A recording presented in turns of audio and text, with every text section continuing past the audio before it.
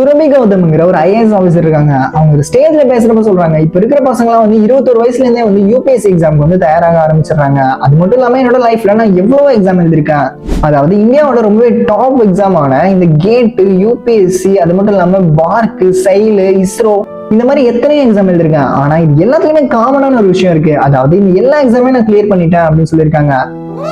இந்த வீடியோ பாக்குறப்ப எனக்கு ரொம்பவே ஒரு மோட்டிவேட்டடா இருந்துச்சு. அதனால இதோட கமெண்ட் செக்ஷனுக்கு எப்படிலாம் ரெஸ்பான்ஸ் பண்ணிருக்காங்கன்னு பார்த்தா ரொம்பவே சூப்பரா இருந்துச்சு.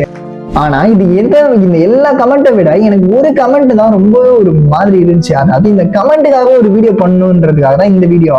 அதுல அவங்க என்ன சொல்லியிருந்தாங்கன்னா, இவங்க எப்படியோ வந்து பாஸ் பண்ணிட்டாங்க, ஆனா வந்து இவங்களோட ரிலேட்டிவோட குழந்தைங்க, இவங்க வீட்டுக்கு ஒரு குழந்தைங்க எல்லாம் வந்து ரொம்பவே கவலைக்கிடமா இருப்பாங்க அப்படின்னு சொன்னாங்க.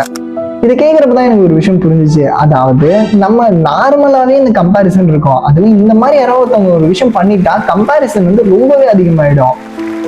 அதனால வெல்கம் டு கம்பாரிசன். இந்த கம்பாரிசனை பொறுத்த வரைக்கும் நம்மளோட வீட்டுல இருந்து ஆரம்பிச்சு ஸ்கூலுக்கு போனா ஸ்கூல்ல ஒரு கம்பாரிசன், அதுவும் காலேஜுக்கு போனா காலேஜ்ல ஒரு கம்பாரிசன், காலேஜ் முடிச்சுட்டு எங்கேயாவது வேலைக்கு போனா வேலையில ஒரு கம்பாரிசன், சரி வேலையெல்லாம் முடிஞ்சு வீட்டுக்கு போனா திருப்பி வீட்டுல ஒரு கம்பாரிசன். இந்த கம்பாரிசனுக்கு மட்டும் ஒரு முடிவே இருக்காதுங்க. நம்ம என்ன பண்ணாலும் நம்ம யாரு கூட நம்மளை வச்சு கம்பேர் பண்ணுவோம், இல்ல மத்தவங்க நம்மளை வச்சு யாரு கூட கம்பேர் பண்ணுவாங்க. நீங்க ஏன் மத்தவங்கள மாதிரி இல்ல அப்படின்னு கேட்கறது தான் ஒரு மிகப்பெரிய ஒரு வன்முறையை நான் பாக்குறேன். அதாவது அவன் அதை செஞ்சுட்டான், இவன் இதை செஞ்சுட்டான், இவனுக்கு அவ்வளவு கிடைச்சிருக்கு, உனக்கு ஏன் இவ்வளவுதான் கிடைச்சிருக்கு, ஏன் இவனால இவ்வளவு பண்ண முடியல அப்படின்னு 1000 கேள்வி வரும் இந்த கம்பாரிசனை பொறுத்த வரைக்கும்.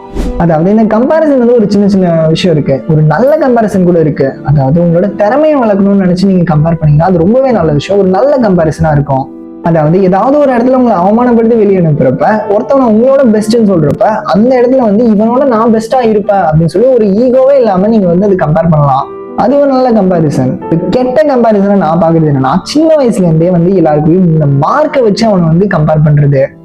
உங்களோட கிளாஸ்ல அந்த பையன் வந்து இவ்வளவு மார்க் எடுத்திருக்கான், ஆனா வந்து நீ இவ்வளவு மார்க் தான் எடுத்திருக்க, ஏன் இதுக்கு என்ன காரணம், 2 பேரும் ஒரே ஸ்கூல் தானே போறீங்க அப்படின்னு 1000 கம்பாரிசன் வரும். நீங்க ஏன் மத்தவங்கள மாதிரி இல்ல அப்படின்னு கேட்கறது தான் ஒரு மிகப்பெரிய ஒரு வன்முறையை நான் பாக்குறேன்.